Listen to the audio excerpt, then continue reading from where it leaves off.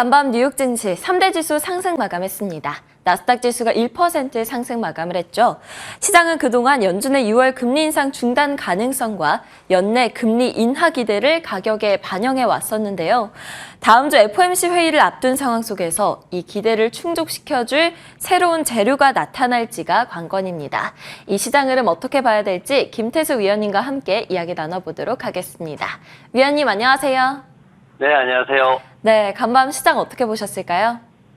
네, 어제 하루 밀렸으니까 오늘은 하루 올라오는 정도, 방향성은 아직 잡지 못하는 뭔가 조금 어려운 듯한 그런 모습 보이고 있습니다.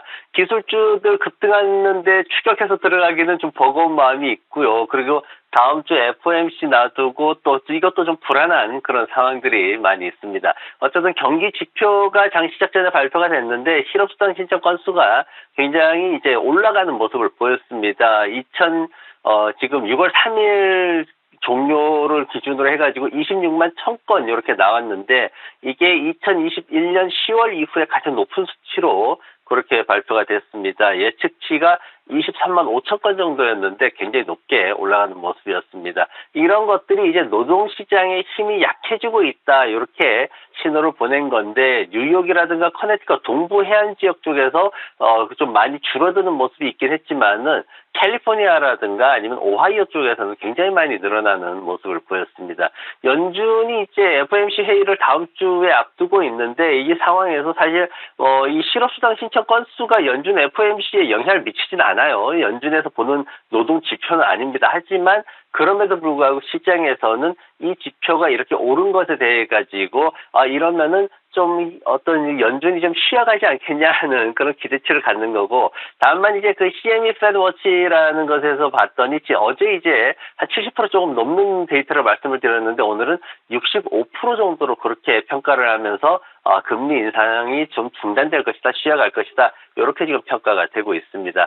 유가가 좀 많이 후퇴하는 모습을 보였어요. 수요 부진 얘기가 있었습니다. 중국의 수요 부진 이런 것들이 오펙에서 감산하는 걸 정말 무색하게 만드는 이런 상황이 있었는데 그 외에도 좀 총체적인 난국들이 보입니다. 미국이 이란하고 임시 핵 협정을 맺었는데 이제 원유를 더 수출할 수 있게 해주겠다 이런 얘기가 있었습니다. 시장의 공급이 더 늘어난다는 얘기죠. 그리고 지금 그 시장에서 금리가 너무 올라가다 보니까 석유를 저장하는 이런 것 대신에 빨리빨리 가격을 낮춰서라도 팔아라 이렇게 지금 오더를 내리고 있다 그럽니다. 그러면서 공급이 더 늘어나고 있는 상황, 이런 것들로 인해 가지고 유가가 전체적으로 좀 떨어지는 모습들을 보이고 있습니다. 다음 주에는 인플레이션 관련 데이터들이 줄지어 발표가 됩니다. 하락이 크지는 않을 전망이에요.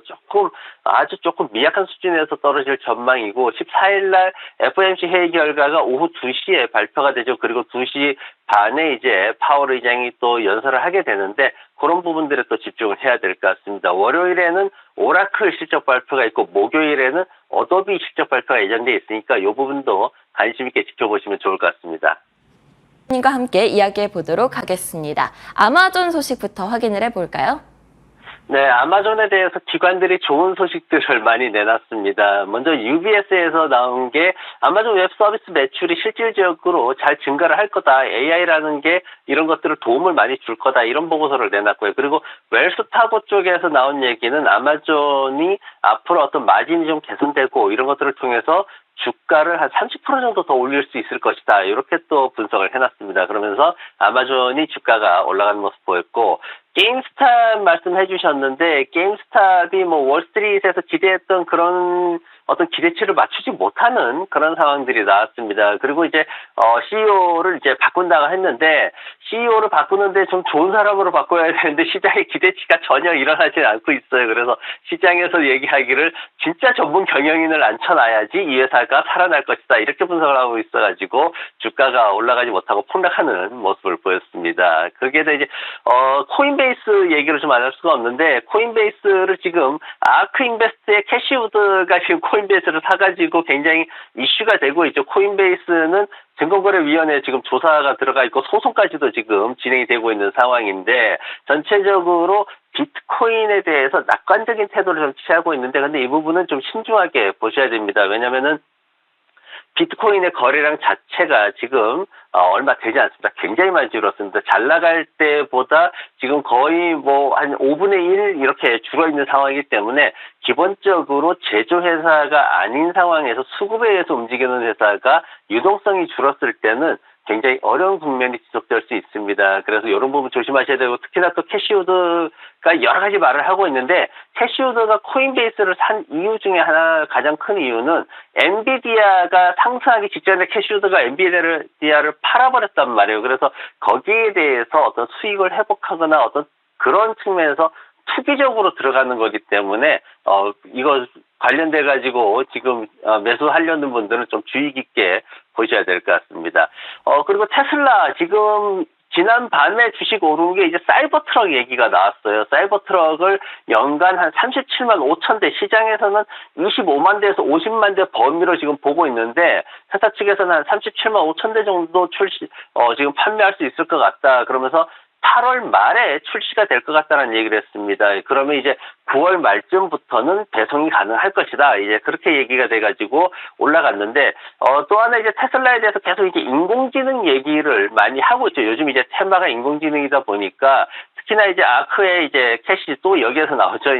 아크의 캐시우드가 이제 얘기한 거는 2027년에 $2,000 넘어갈 거라 이제 이런 얘기 하거든요. 왜냐면 인공지능 기반의 자율주행이 그만큼의 소득을 가져다 줄 거다라고 얘기를 하는데, 지난번에 퍼누드 인베스트먼이라는 쪽에서 이제 얘기를 한 게 뭐냐면은, 인공지능에 대한 건 주가에 이미 어느 정도 거의 다 반영이 됐다. 이제 이렇게 평가를 내렸습니다. 그래서 앞으로 테슬라의 어떤 장기 비전 보시는 분들은 이런 것들도 좀 주의를 하셔야 될 것 같습니다.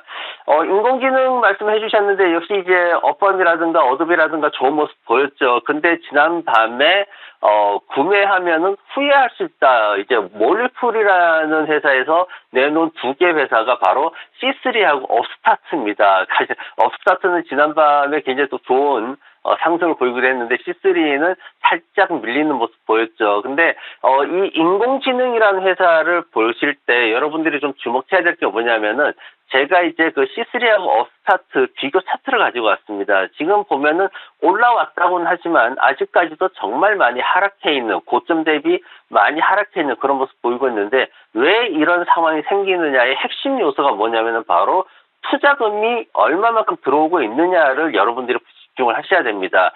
지난밤에 이제 크런치베이스라는 곳에서 나온 자료가 있는데, 뭐냐면은 벤처 캐피털 자금이 지금 5월 달에 세계적으로 220억 달러 정도가 들어왔는데, 그런데 이게 전년 동기 대비했을 때 여전히 44%나 감소한 수치다. 이렇게 데이터가 나왔습니다. 그 얘기는 뭐냐면은, 일부 기업들은 상당히 좋은 투자를 받고 있는 상황임에도 불구하고 전반적으로 시장에 투자가 활성화되지 않고 있다. 유동성이 보강되지 않고 있다. 이렇게 보시면 됩니다. 그리고 또 하나 얘기한 게 뭐냐면은, 자금 유입이 어느 순간 본격화되기 시작하면은 주가가 상승하는 거를 따라잡기 어렵다. 그래서 몰리풀에서 지난밤에 얘기를 한 게 뭐냐면은, 사면 후회할 수 있는 주식 C3나 업스타트 얘기하면서 동시에 그럼에도 불구하고 팔 수는 없다라고 얘기하는 게 바로 올라가기 시작하면 따라잡을 수가 없다라는 이유 때문이었습니다. 그래서 인공지능 관련된 주식 투자하고 계신 분들은 조금 더 비전을, 제가 예전에 C3 18불 20불 할 때 그때 추천드릴 때도 말씀드렸는데,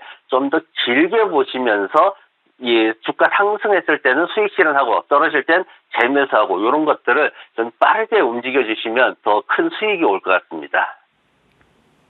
네, 간밤 종목별 이슈들 자세하게 짚어봤습니다. 그렇다면 오늘 위원님의 픽은 무엇일까요? 대형 기술주들을 놓쳐서 아쉬워하시는 분들을 위해서 그동안 삼성전자 그리고 캐터필러 소개를 해주셨는데요. 오늘의 주인공으로는 데이터독을 가져오셨어요. 네, 맞습니다. 우리가 이제 대형 기술주 놓치고 나서 좀 아쉬워하는 분들, 뭐 애플 경쟁사 있죠. 신흥국 시장에, 신흥국이라는 게 포커스를 맞춰서 이제 삼성전자를 말씀을 드렸고, 바이든 행정부가 이제 하반기부터 집중적으로 투자를 하니까 거기에 대해서 이제 인프라 주식을 가져왔고, 오늘은 뭐냐면은 사실 지금 요 두 가지 말고도 시장에 나오는 게 배당주라든가 아니면은 뭐 필수 소비재라든가 이제 경기 침체나 이런 이슈를 가지고 얘기들을 많이 합니다. 근데 주식 투자를 하는 입장에서 수익이 제대로 나지 않는다면은 어떤 안정성만으로 접근하기에는 사실 뭔가 부족한 면이 있다라는 거죠. 그래서 제가 생각한 게, 아직 많이 하락한 상태의 성장주라는 그 명목을 그대로 유지하고 있는 진짜 성장주. 그래서 데이터독. 지난번에 우리가 4월달에 한번 봤던 종목입니다. 데이터독이라는 건 이제 SaaS 플랫폼이라는 걸 가지고 이제 여러 가지 그 클라우드 사업에서 이제 데이터들을 실질적으로 모니터링하는 이런 시스템을 제공하는 회사인데,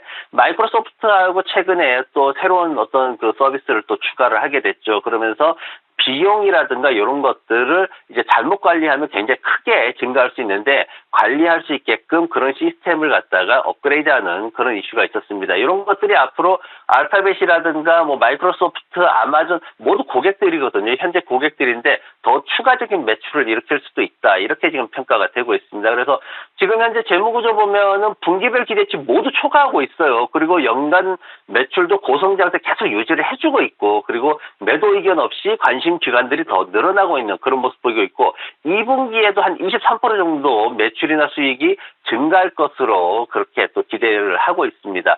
차트 보시면은 우리가 지난 4월 말에 4월 27일 날 한번 봤어요. 그때 $68 기준으로 매수 들어가가지고 1차 목표가 $90, 2차 목표가 $120 이렇게 보자. 그렇게 했는데 단기 목표는 이미 초과를 해서 올라가 있는 상황입니다. 지금 현재 2021년도 이제 $200 직전까지 상승했다가 지금 많이 올랐다고는 하지만 여전히 마이너스 51% 정도 하락해 있는 상황입니다. 그래서 2분기 실적 시즌 이제 조금 있으면 다가오는데 그 시간이 올수록 더 매력적으로 우리가 접근할 수 있는 기업입니다. 비중 확대를 원하시거나 신규 매수를 원하시는 분들은 $90 기준으로 우리가 매수를 진입을 해보면 될 것 같고, 일시적인 단기 급락 현상이 나타날 수 있습니다. 시장이 좀 불안해질 수 있기 때문에 $83 아래로 떨어지면은 적극적으로 매수할 수 있는 그런 전략을 가지고 계시면 좋을 것 같습니다. 손절매는 매수에 마이너스 7% 정도 잡으시고, 목표가는 $127까지 보시면은 편안하게 투자를 하실 수 있을 것 같습니다. 네, 이번 주에는 대형 기술주들을 놓쳤다면 주목해볼 주식들에 대해서 이야기해 주셨는데요. 마지막으로는 데이터독을 꼽아주셨습니다. 현재 고점 대비해서 여전히 50% 가까이 하락한 상황인데요. $90 기준으로 매수, 특히 $83 아래에서는 적극적으로 매수를 하고, 목표가 $127 보면서 대응해보자 이야기해 주셨습니다. 지금까지 김태수 위원님과 함께했습니다. 오늘도 좋은 말씀 감사합니다. 네, 고맙습니다.